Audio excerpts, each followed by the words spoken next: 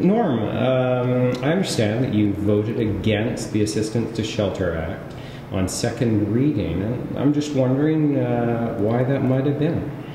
Well, I think it's a very good question, Sean. The government has worked really hard over the last few years to increase the amount of shelters available for people, double since 2001. Also increase the amount of time available for shelters at 24 hours, 7 days a week. Spend a lot of money to increase tax on mental health, to reduce mental health and in my community as well. We have things like Cardigan Apartments. We have the Willow Bridge project, the Now Canada project. So government has done a really good job, I believe, in moving forward on that agenda.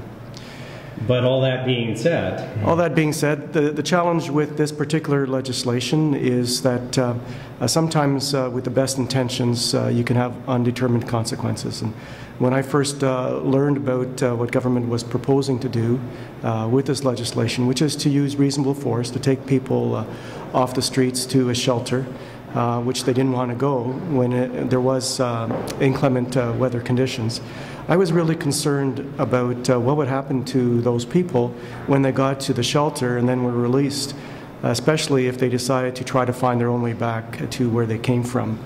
The population of homeless people is quite large in the area of mentally challenged people as well as people on different addictions. And I'm not too sure if bringing them to a shelter and then releasing them would actually do more good than potentially harm. So my concern was primary that I would like to find a more peaceful way of addressing the issue, one that respects the dignity of everyone involved, the police officers as well as the homeless people, and work together to try to find another solution that would accomplish our mutual goals. What do you think another solution might have been?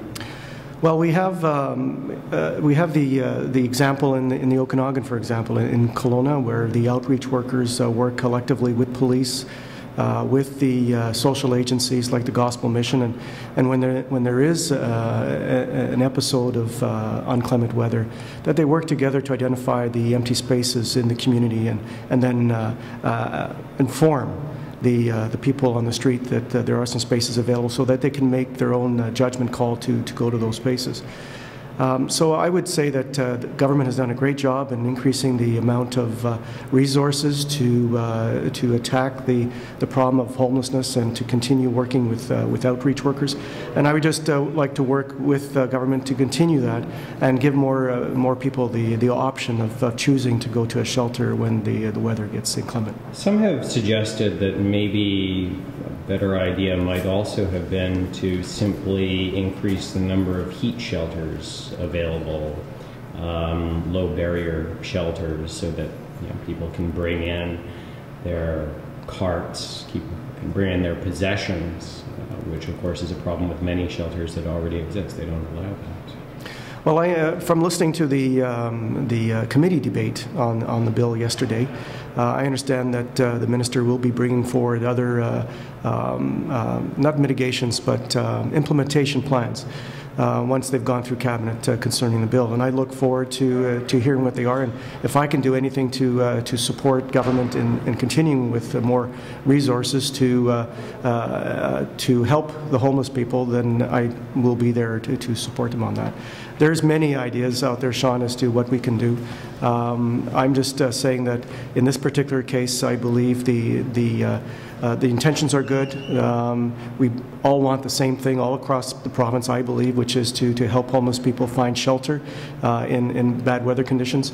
I'm just concerned that in this particular case, it might lead to untold consequences, which, as a matter of conscience, I had to vote against.